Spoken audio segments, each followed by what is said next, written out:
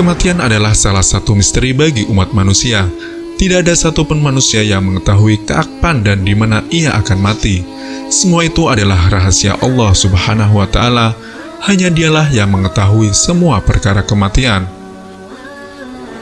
Nabi Muhammad SAW juga termasuk manusia yang tidak dapat lepas dari kematian. Saat itu menjadi hari yang paling menyedihkan bagi umat manusia, terutama umat Muslim. Hari di mana banyak tangisan air mata yang keluar saat mengetahui bahwa Rasulullah SAW telah tiada.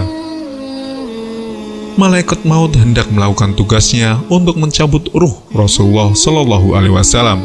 Namun, sebelum malaikat maut melakukan tugasnya, Allah Subhanahu wa Ta'ala berpesan kepada malaikat Jibril agar jika Rasulullah SAW tidak menghendaki nyawanya dicabut, maka malaikat maut dilarang untuk mencabutnya.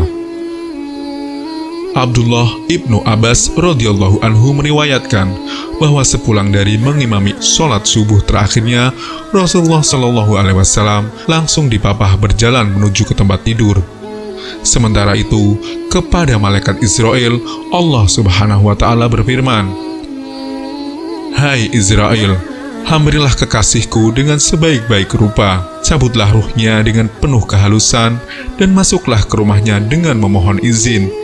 Jika diizinkan, masuklah, jika tidak, maka kembalilah." Malaikat Israel turun dengan rupa seperti Arab Badui atau orang kampung. Ia menghampiri rumah Nabi seraya mengucapkan salam. "Assalamualaikum, wahai penghuni rumah Nabi dan sumber risalah. Bolehkah aku masuk?" Fatimah bertanya, "Hai Fulan, ketahuilah bahwa Rasulullah SAW sedang sibuk dengan sakitnya." Israel pun mengulang salamnya. "Assalamualaikum ya Rasulullah dan penghuni rumah Nabi, bolehkah aku masuk?" Rasulullah SAW bertanya, "Hai Fatimah, siapa dia?" Jawabnya, "Ayah, ia seorang Badui, dan sudah kukatakan kepadanya bahwa ayah sedang sibuk dengan sakitnya." Lalu ia mengulang salamnya yang ketiga kali seraya memandangiku tajam-tajam, sehingga membuatku gemetar, terasa kecut nyaliku dan hampir putus tulang-tulang sendiku. "Tahukah kamu siapa dia, wahai Fatimah?" tanya Rasulullah SAW. "Tidak, wahai ayah," jawab Fatimah. "Ketahuilah wahai putriku, dialah malaikat yang mencabut semua kelezatan, memutuskan syahwat, memisahkan sebuah perkumpulan, memusnahkan para penghuni rumah, dan meramaikan penghuni kubur." Fatimah menjerit histeris seraya berkata, "Aduhai celaka, kematian Nabi akhir zaman telah diambang pintu. Bencana besar dengan wafatnya orang yang paling bertakwa. Terputuslah orang-orang yang suci dari pemimpinnya. Kita tidak akan mendengar lagi turunnya wahyu. Aku akan terhalang dari mendengar nasihatmu, wahai ayah. Aku takkan mendengar lagi ucapan salammu setelah hari ini. Jangan menangis, wahai putriku. Engkaulah keluargaku yang pertama kali akan menyusulku," sabda Rasulullah SAW. Lalu beliau mempersilahkan Israel seraya bersabda, "Masuklah, wahai malaikat maut." Israel pun berkata, "Assalamualaikum ya Rasulullah."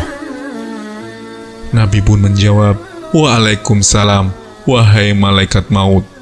Engkau datang untuk berkunjung ataukah mencabut nyawa?" Israel berkata, "Aku datang untuk berkunjung sekaligus mencabut nyawa. Jika engkau izinkan, aku akan masuk. Jika tidak, aku akan pulang." Nabi pun bertanya, "Hai malaikat maut, di manakah Jibril engkau tinggalkan?" Malaikat Israel menjawab, "Ia kutinggalkan di langit dunia, dan para malaikat sedang menghormatinya di sana."